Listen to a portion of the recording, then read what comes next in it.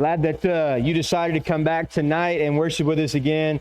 There's something special about getting to be together and just talk about how good God is. And I kind of want to share something really cool with you, just sharing with you how cool God is. So now, you good little church boys and girls, let me ask you, what was the name of the sermon this morning? Don't look back. What's the name of the sermon tonight? See how those two are really connected? Here's what's really cool about how good God is. We didn't plan that at all, not even a little bit. And so it's really cool. As a matter of fact, one of the very last passages he mentioned this morning, that chapter is where we're going to be tonight. We talk about moving forward. And so it's just amazing how you're constantly reminded of God's goodness and the fact that whether miraculous or not is totally beside the point. God is still working. And God is still causing things to happen for his people in a really special way. And so don't ever lose sight of that. I want to get started tonight asking you a question. This is going to be a fun one.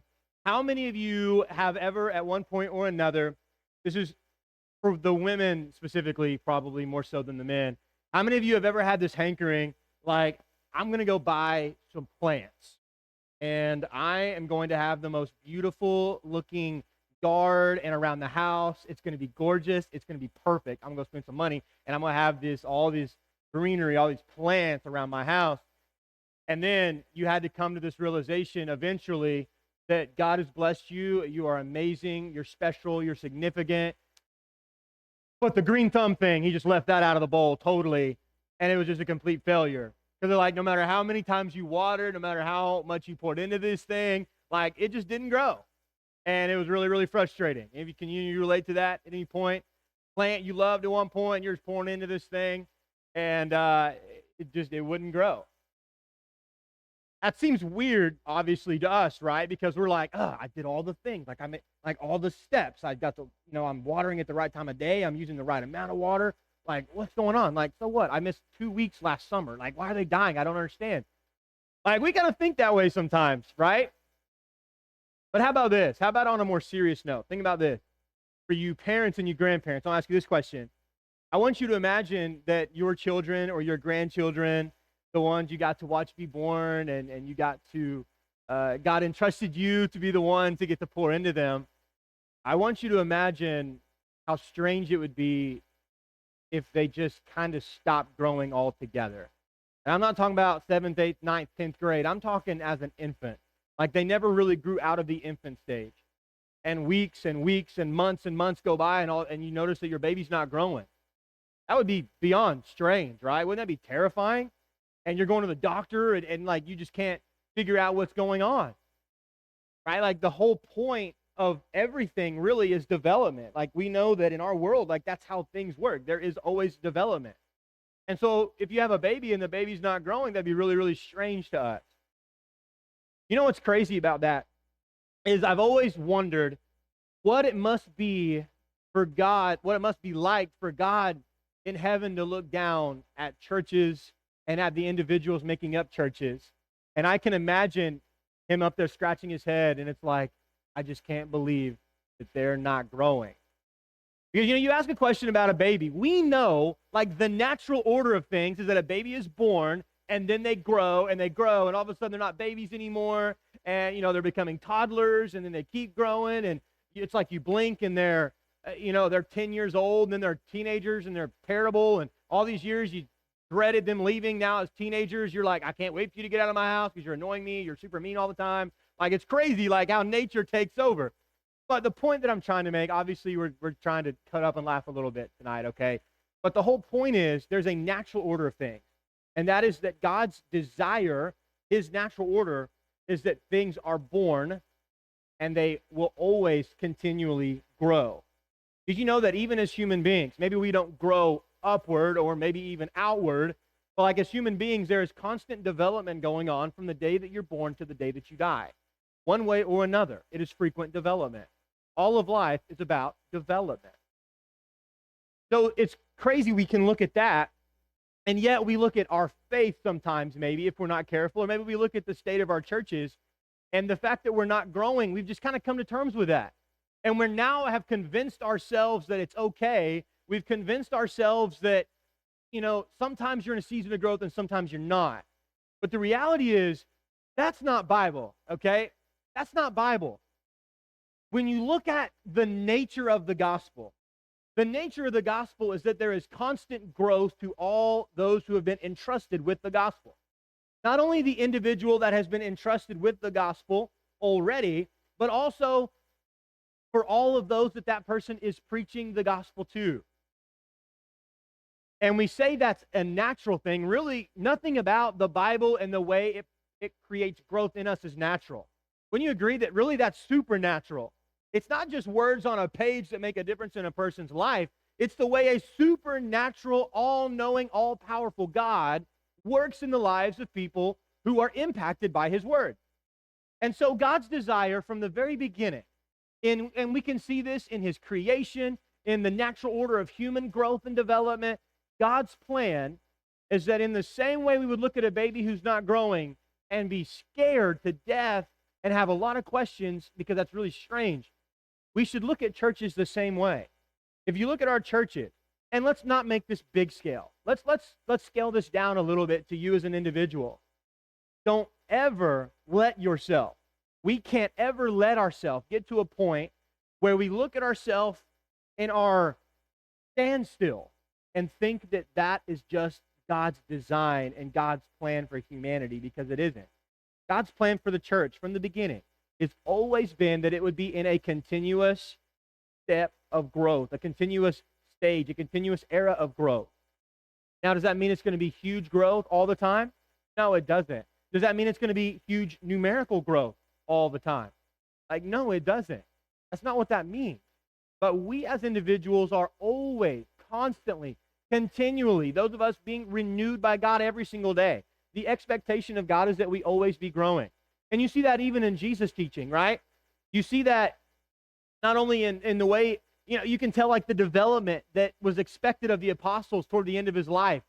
And he's looking at them and he's going do you still not know me? He has this whole conversation with the disciples in John 14 because after all this time, they still didn't get it. They still didn't get it. Jesus is explaining to them. He's saying, I am the way, I am the truth and the life. And they're hearing him talk about being the way and how he's going to the Father and how he wants to go and prepare a place for them so that they will come and be with him. And they're like, Lord, how are we going to get there? We don't even know direction. We don't have Google Maps. We don't know how to find where you're going. And Jesus is explaining to them, no, it's not about this physical place and I'm physically gonna bring you there in this lifetime, but he's explaining something much bigger than that. And they still didn't get it. And you can tell through that conversation that the expectation was by that point, they should have understood. You see the lack of understanding near the end of Jesus' life. And really through the whole crucifixion process, right? Jesus had made so many promises, not only about what God was going to do for them through Jesus, but he also had made them promises about the Holy Spirit and about, he who was going to come, guide them into all truth and all the things that the Spirit was going to bring them. And as Jesus is crucified, what happens? They're scared to death and they run and hide. What does that show you? They still didn't understand. When they show up to take Jesus away, what does Peter do in his response? He stands up and he grabs a sword and he cuts off the ear of the soldier. What was Peter doing? He was confused. He didn't understand. Passages like, by now you ought to be teachers. Passages like, you should now be eating solid food, but you are still in need of milk. These ideas, biblical ideas, are principles that apply to our life. The idea is that we should always be in a stage of growth and development in every way.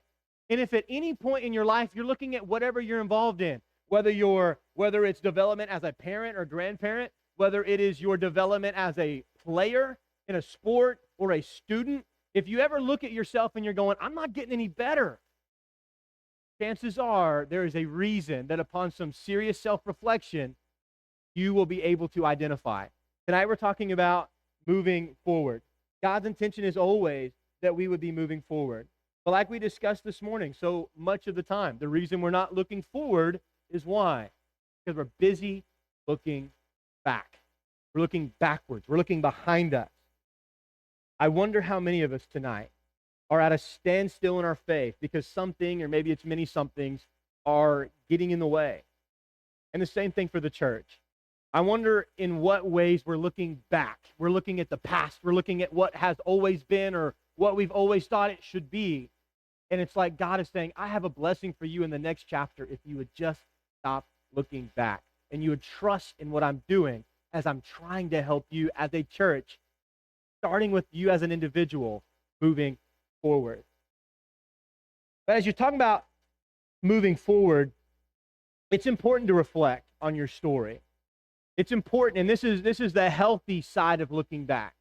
It's recognizing what God has done up to this point, recognizing how it is that you got here, recognizing those that have poured into you, those who have been your spiritual giants, recognizing what God has already done in your story and how you got to the point where you're at right now in your faith journey. It's something that Paul did all the time. Not that Paul was basking on the past so much so that it was dictating his present or future, but Paul was always looking back and reflecting, because a healthy reflection of the past will always be able to help guide you and encourage you in the present and in the future. I want to get ahead of myself here, okay, because we're going to talk about some of this in a little bit. But here in Philippians chapter 3, you can go ahead and turn there if you're not there already. I don't think I told you that, so why would you be there? Now you know. We're going to be in Philippians chapter 3. And as you're turning there, we're going to pick up together in verse 10. But just to kind of set the scene for verse 10, Paul is reflecting on his life. And the aspect of Paul's life that we so often forget is the fact that he would have been a man of great wealth and a man of great status and position. In Galatians chapter 1, he talks about how he was advancing beyond many of his contemporaries. In other words, those that were his age, like he was advancing beyond them. So he was one of great status, probably a man of great wealth, a man of great intelligence. To be a Pharisee required great intelligence. To basically memorize the Pentateuch, like that took crazy intelligence and dedication. And Paul would have been there. And Paul, as he's reflecting back, looking at his life of riches and knowing what it's like to be on both sides. By the way, did you know that that's actually even the context of Philippians chapter 4 and verse 13? One of the most famous verses in the world. That's really the context. As Paul is reflecting, he says, I know what it's like to have a lot, and I know what it's like to have a little. Right? Like, I know what it is to be a rich man. I know what it is to be a poor man. I know what it is to experience all these things, but I can do all things through Christ who strengthens me. Like, that's the context of that passage. And he tells right before that, he says, I have learned the secret to being content. And so when you recognize Paul is reflecting, not in such a way that's going to dictate his present or future, but in a healthy way. As he's looking back at his life and who he was and all the things that he's done, all the things that at one point he was involved in, and all the things that he had. Think about this. In verse 4, he says, although I myself might have confidence even in the flesh, if anyone has a mind to put confidence in the flesh, I far more. He says, circumcised the 8th day of the nation of Israel, the tribe of Benjamin, a Hebrew of Hebrews. As to the law, I was a Pharisee. As to zeal, I was a persecutor of the church. As to the righteousness which is in the law, I was found blameless. But notice this in verse 7. As he reflects on his life and everything that he had been up to this point, notice what Paul says in verse 7. This is powerful. He says, but whatever things were gained to me, those things, the things of the past, I have counted as loss for the sake of Christ. More than that, I count all things to be lost in view of the surpassing value of knowing Christ Jesus my Lord, for whom I have suffered the loss of all things, and count them but rubbish, so that I may gain Christ. That word rubbish, Paul and I were just talking about this the other day. I encourage you to go do some homework on that word rubbish and what that would have been indicating. Like, these are the piles of garbage that were to be put outside the town because they stunk and nobody wanted anything to do with them. So Paul is saying life for me and all these things, his wealth, his status, he says all of these things I have counted as rubbish. And there's a powerful lesson for us there. There's a powerful lesson about how all these things that we put so much value, so much stock into, at the end of the day, in comparison to a relationship with Jesus, they're meaningless. They're valueless. Because we know that in Jesus we are what? We are priceless. And so when in Jesus you are priceless in the grand scheme of things, doesn't that make everything else seem a lot less valuable? Although, if you take Jesus and insert him in any aspect of life, we find that in him we become valuable in whatever aspect of our life. So Paul's reflecting. He's saying, this is how I got here, looking back on his story. Maybe tonight you need to reflect on your story. We're going to talk about just a few things here tonight, ways that we can ensure as individuals and as a church, we're not looking back, but rather that we are moving forward. Let's dig into our text here in Philippians chapter 3 and verse 10. We'll read this together. We're going to be in the NLT tonight on these passages up here on the screen. I just thought there's a really cool way that it's worded in the NLT in this particular instance, and I hope that it kind of helps things make a little bit more sense. In verse 10, it says, I want to know Christ and experience the mighty power that raised him from the dead. I want to suffer with him, sharing in his death. Now, I'm looking at all of you. You realize the power of that. There's some faith right there. He says, I want to know Christ. Like, oh, I'm with you there. I want to experience the mighty power that raised him from the dead. Yep, I'm there too. I want to experience that. I want to suffer with him, sharing in his death. It's like, oh, you lost me. You had me in the first half. You lost me in the second half. I didn't get it. But he says all this, so much power here. He says, so that one way or another, I will experience the resurrection from the dead. I don't mean to say that I have already achieved these things. Now, this is where we're getting into this moving forward idea. I don't mean to say that I have already achieved these things. All these things he's already mentioned about experiencing God's power and its fullness and suffering and sharing his death and experiencing the resurrection from the dead. I don't mean to say that I have already achieved these things or that I have already reached perfection. You relate to that tonight. But I press on to possess that perfection for which Christ Jesus first possessed me. Thought number one for you tonight, if we're going to be moving forward, we have to understand the importance of not being satisfied with where we are in the present. Look at the way Paul is talking about his life. Maybe the greatest soul winner that ever lived, having a faith that is so mature that truthfully I can't really fathom living up to that. Like a Paul that's saying, I want to die so I can go be with Jesus, but I want to stay here so I can help other people. Do you recognize the power in those statements like that Paul just seemed to flow from his life constantly? The faith that says to look in the face of death and say, like, you know what? I'm not scared at all of death. As a matter of fact, I'm ready for it. Matter of fact, I kind of prefer it because that means I get to go be with Jesus. Now, isn't that a level of faith that's crazy? A man that's been shipwrecked, a man that's been beaten, a man that's been stoned and he didn't die, a man who's been struck down and he was blinded for days while he was on the way to, of course, meet Ananias, and before his faith is restored and he's baptized, all these things are happening. That takes a serious level of faith to go through what Paul had went through and to have this type of mentality. And it proves something, and this is not really a point for this sermon, maybe for another one. It's interesting. We think it's in the time of difficulty that we're furthest from God, but really, so often it's in the difficulty that God is working the most and that God is creating change in a positive way and growth in us the most. And Paul is a great example of that. And so just thinking about Paul and where he was, having that rock solid of a faith, being persecuted, thrown in jail, all the things that he'd been through, and the fact that Paul still maintained this level of faith is mind-boggling to me. But even more than that, think about this, the humility of Paul to say what he says. He's literally trying to say, basically, paraphrasing, I am not yet a complete product. I am not a finished product. I have not yet reached perfection. We would look at Paul's life and think, yep, looks pretty perfect to me. Like after Jesus struck him down, it was pretty much, rainbows and unicorns from there. Like he was good. And yet, as he's looking at his life, he's going, I don't mean to say I've already achieved these things, that I already have reached perfection, but I press on. I press on. Now think about this too. In his life as a Pharisee, he had reached near the top. Like we said in Galatians chapter 1. He was content with his standing as a Pharisee, but after becoming a disciple of Jesus, everything changed. No longer was he content with his status. Not that it's about status in a sense it's a hierarchy or that though there's some that are more important than others, but he wasn't content with where he was.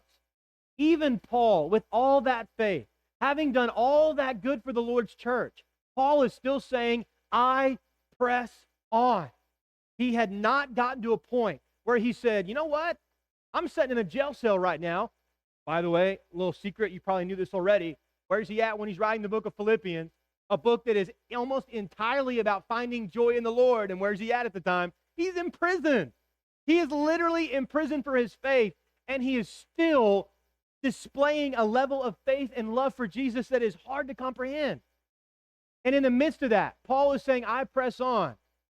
Now, I'm going to be honest for a second. We're going to be a little transparent with each other. If I had experienced that, maybe if you had experienced that, I'm not going to speak for you, I'll just speak for me. If I'm chained to a wall in a Roman jail cell, and every single time I try to preach Jesus, I'm thrown in jail for doing nothing but trying to help people, eventually it's like, okay, I've been shipwrecked, I've been beaten and stoned, I've been all these things, I've been thrown in prison I don't know how many times. Wouldn't eventually you get to a point where it's like, you know what? I think I've done enough preaching. Time for the young guy. Like, Timothy, you got to step up to the plate. You take my place. Like, I'm tired of doing this. Or he's sitting there, he's chained to a wall, and wouldn't it have been easy for him to say, you know what? I've done enough writing. I've written plenty of letters to plenty of churches. I've done plenty of encouraging. Time for the next guy to take over. I've done my time. I have reached the pinnacle of what I'm trying to accomplish, and it's time to leave it all. Wouldn't that have been a temptation for most of us, probably? And yet, Paul, after all the good that he had done, when reflecting on his life, he still had the faith to say, I press on. You know, the Shakota Church of Christ has been here for a long time, over 100 years. I remember when we celebrated our 100-year anniversary as a church here. I don't remember how many years ago that's been. That was a really, really cool Sunday. Been here for over 100 years, blessing the people of this community, being God's light to the people around us. That's really, really amazing.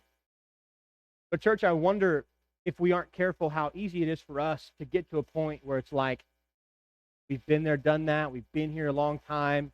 This is kind of what's always happened. This is kind of the way things have always gone. I'm pretty cool with where I'm at.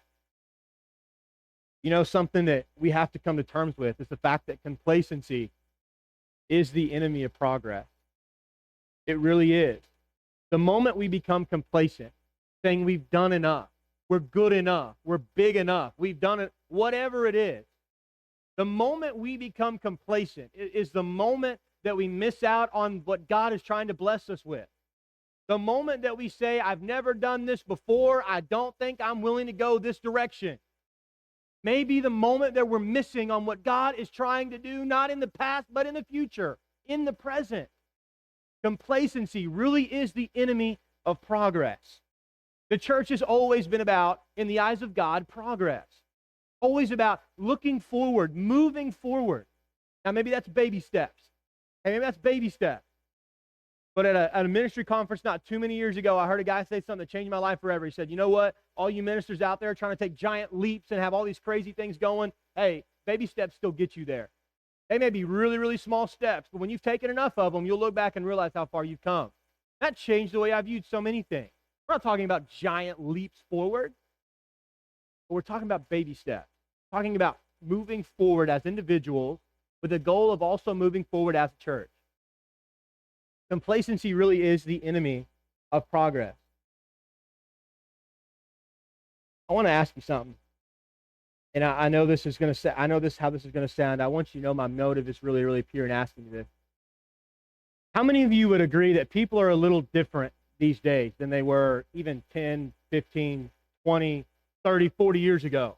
How many of you guys would agree with that by a show of hands? People are a little different now than they were half a century ago. Things have changed in a lot of ways, right? I see it even in kids.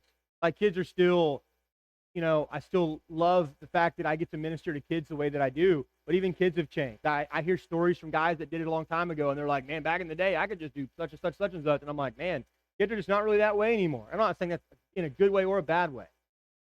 But people have changed, right, over time. Like, you look back at however many decades ago, and you're like, people just aren't the same as they were. I want to ask you this question. I really hope you understand my motive. If we and most everyone in here just raised their hand and admitted that people are different, then would it make sense to continue to try to use the same methods we were using 40, 50 years ago to reach and impact the community that we're living in now? Would it make sense to be looking back saying, we used to do this and it was really cool back in the day. Why don't we just do that now? I'm sure it'd be just as impactful. Maybe it would, but maybe not. Sometimes we have to be honest with ourselves and say, you know what? People change, right? Like, things change over time. And that's a reality that all of us have to come face to face with. I dread the day that I have to look in the mirror and say, man, I can't go play catch anymore. Or I can't go fish the way that I fish anymore. Or I can't go, I dread the day that I have to have that reality check moment, like that senior moment with myself from going, man, you can't do what you used to do. You have to chill out. I find that even now, like in the weight room, things that used to wouldn't bother me at all. I'm like, dude, I'm 28 years old. Why am I so sore the next day? Like everybody says, this is the prime of my life. I'm like, goodness, I don't feel it. Like that is just the natural order of things. Sometimes in life, we have to have that reality check. And as churches, it's important. If we recognize that people have changed in a lot of ways, wouldn't it make sense that we as a church not change to become more like the world, more worldly and ungodly? But wouldn't it make sense that we as churches learn to adapt? The whole 1 Corinthians 9 concept, if I become all things to all men, that I might by all means win some. Are we taking seriously the mission of 1 Corinthians 9 to become all things to all men? To meet people where they're at, to get involved, to get interested in the things that they're interested in, to know what their life looks like on a day-to-day basis, so that we as a church can adapt, not for the purpose of entertainment or the purpose of buying people, but for the purpose of encouraging and blessing as many people in the 21st century as we possibly can. Wouldn't it make sense that as things change, that churches have to be willing to adapt? You see that even biblically. You see that biblically, that you meet people where they are. And Paul was probably the king of doing that, with the exception of King Jesus. Not only do we have to not be satisfied with where we are in the present, but second tonight, we have to press on toward what God has in store for our future. Not only are we not looking back, but as a matter of fact, we're looking forward, pressing on toward what God has in store for our future. Let's read these next couple of verses together. He says, no, dear brothers and sisters, I have not achieved it. Again, going back, talking about I press on, I haven't achieved, the resurrection of the day. He's talking about I haven't yet reached perfection. No, dear brothers and sisters, I have not achieved it. But I focus on this one thing, forgetting the past and looking forward to what lies ahead. I press on to reach the end of the race and receive the heavenly prize for which God, through Christ Jesus, is calling us. Now, it wouldn't be right of me to read this and try to butcher the context and make it say something that I selfishly want it to say. The reality is, Paul is a man who had a lot of skeletons in his closet. Paul is a man that odds are he's probably preaching to great crowds of people when he's looking around, and it's very possible that there are, imagine like little kids running around, like, man, where are their parents at? It's like, oh, wait, that's right. I've been here before. I've been around these people before. I've killed people in this area. I have led to their death by persecuting the church. And all of a sudden you have all these parentless children running around, and it's like, I can't believe I did that. Can you imagine him having to confront that, like come face to face with that reality that he killed Christians every single day? He couldn't run away from it. It was there. It's not something you just forget. It will always be there. And so maybe we're doing the same thing. Maybe you as an individual are carrying around the weight of mistakes that Christ forgave you for a long time ago. And maybe it's time that in the same way we have to have reality checks and say, I've got to move forward because I'm not wanting to move forward right now and I'm ready to.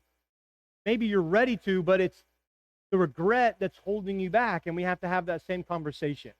It's time to move forward. It's time to stop letting my past mistakes, my past failures define me. I think about Aaron in the Old Testament, and I think about the very man who basically was the big mastermind behind the whole golden calf situation. Can you imagine that? Idolatry that he single-handedly brought into the people. I mean, it was his idea. It was his idea. He said, bring me your jewelry and we'll make this golden calf. And guess what? Tomorrow we'll have a day of worship for this idol. Like, he single-handedly brought that in. And yet, even after that great failure, guess what? He was still God's first Levitical priest. He still was serving God in a big way. Can you imagine if he had let the failure of the golden calf dictate his future? Maybe we do that sometime. Check that. I'm not going to say maybe. We do that sometime, right? Chase does that. Odds are most of you do that. We live with the regret of things that we've done in the past. So much so sometimes that we let it dictate the future. I can't imagine having to deal with his situation. It was certainly less than ideal. Him being chained to a wall in a Roman jail cell. But guess what? Not only was his past less than ideal, his current situation was less than ideal, but that's not what he was focused on. The only thing he was focused on was what God was going to do in his life and the life of the church moving forward. Tonight, are we looking forward, or are we too busy looking back to see the blessing that God has in store for us moving forward?